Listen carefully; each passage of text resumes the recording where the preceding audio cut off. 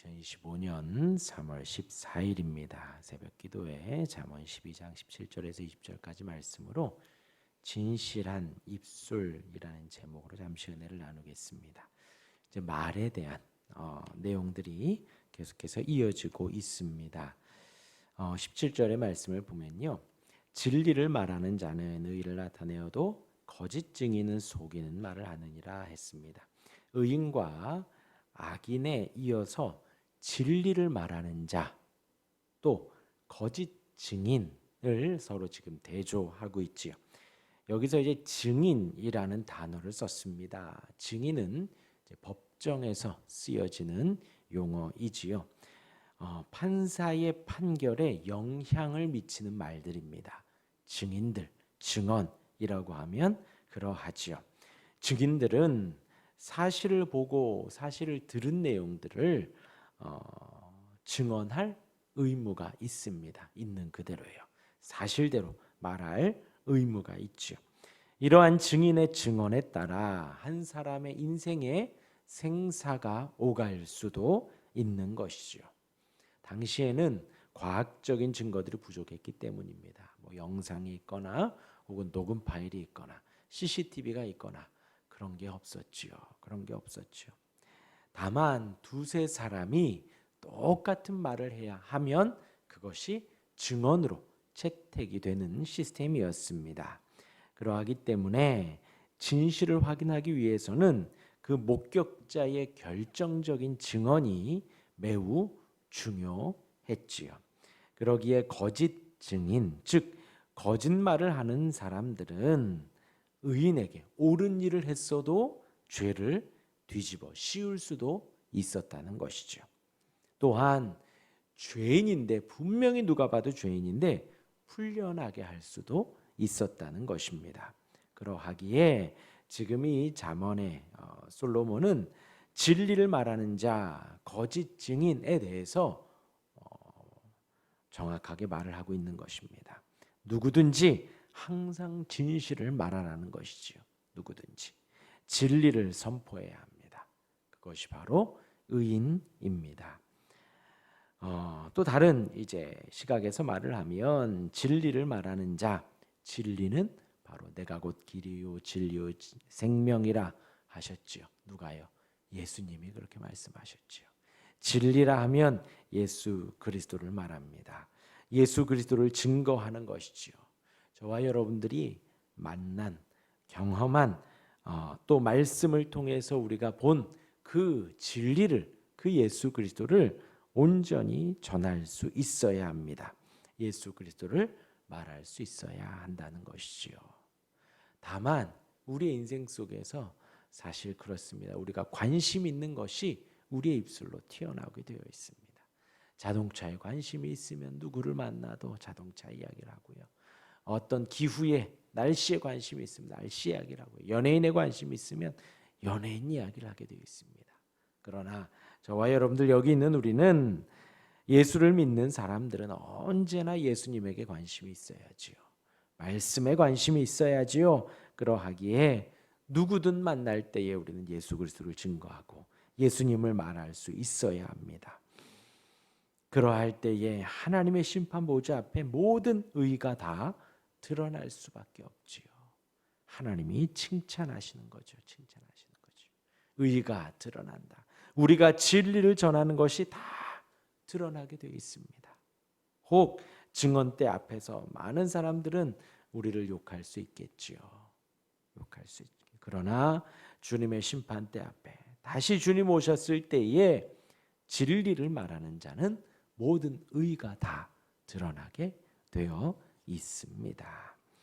이어서 18절입니다. 칼로 찌름같이 함부로 말하는 자가 있거니와 지혜로운 자의 혀는 양약과 같으니라 했습니다. 말하는 것에 대한 두 가지 결과가 등장을 하죠. 하나는 칼로 찌름 같은 뭐예요? 괴롭히고 힘들게 하고 아프게 하고 상처를 낸다는 것입니다. 말하는 것으로 상처를 내고 힘들게 하고 괴롭게 하는 것이지요.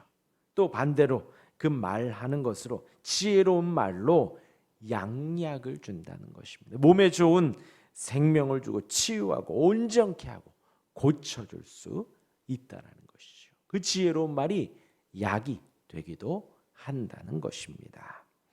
근데 이제 사실 우리가 상대를 보고 우리의 어떤 단어나 상대를 보고 우리의 말에 어떤 수위를 조절하기도 합니다.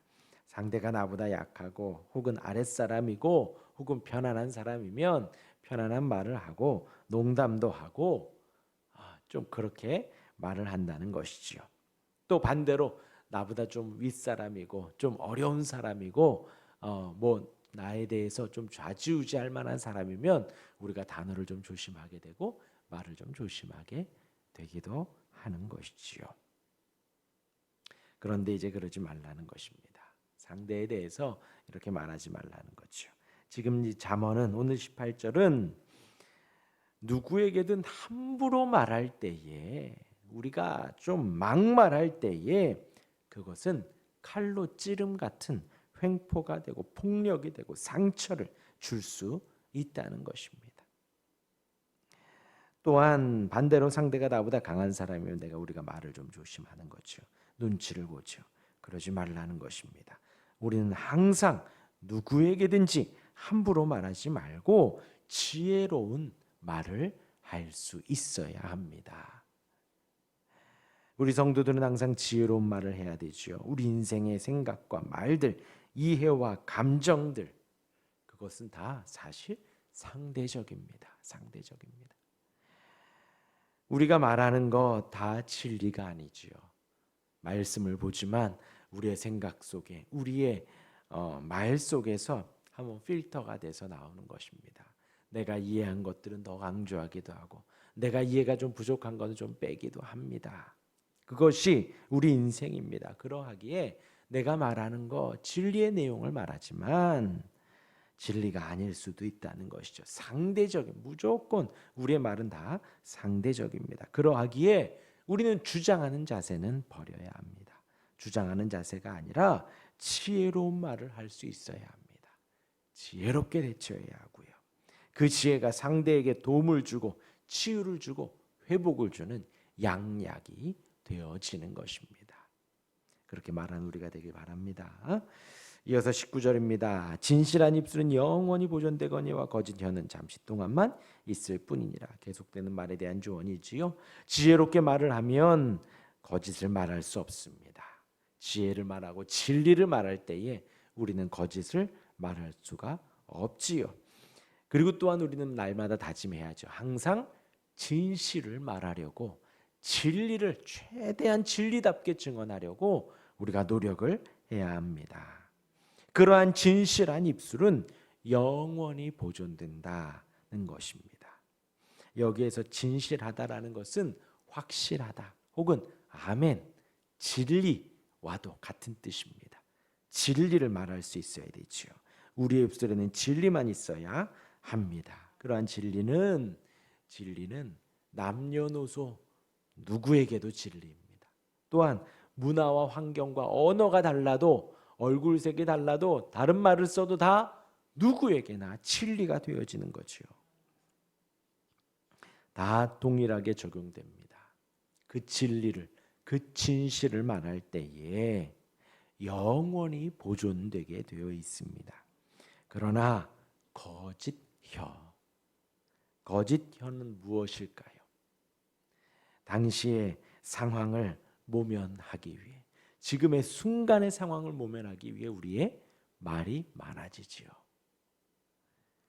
다른 말을 하게 되고 비슷하게 말을 하고 거짓말을 하게 되는 것입니다. 옳지 않습니다. 그러할 때 당시의 상황은 모면할 수 있을 수 있습니다. 잠시 동안이죠. 그러나 그 모든 거짓은 드러나게 되어 있습니다. 오직 순간만, 다시 말하면 눈 깜짝일 정도만 속일 수 있지 모든 거짓은, 진실은 드러나게 되어 있습니다. 거짓은 드러나고 진실도 드러나죠. 그러니 우리가 유혹받으면 안 됩니다. 지금에 조금 손해보는 것이 낫지요. 지금 조금 모면하기 위해서 거짓말을 하면 거짓말이 낫지요. 그렇게 덮이든가요? 아닙니다. 다 드러납니다. 다 드러납니다. 그러하니 우리의 입술은 진실한 입술이 되어야 합니다. 마지막 20절입니다. 악을 꾀하는 자의 마음에는 속임이 있고 화평을 의논하는 자에게는 희락이 있느니라. 악을 꾀하고 또 화평을 의논합니다. 또 속이게 되고 희락을 또 대조를 하고 있지요. 악과 화평은 서로 대조적입니다. 예수님 산상수훈에서 말씀하셨습니다. 화평케 하는 자는 복이 있나니 저가 하나님의 아들이라 일컬음을 받을 것이며, 화평하게 하는 자, 화평은 하나님의 특징이죠. 평강이 있을지어다. 평안을 전하고 화평을 전하는 것입니다. 평강을 전하고 화평케 하는 것, 하나님의 뜻을 행하는 것입니다. 그러나 악을 꾀하는 것은 속이고 괴롭히고 힘들게 합니다. 악을 꾀할 때에 순간적으로 악을 꾀하는 자 없습니다. 마음속에 다 품고 있다는 거죠.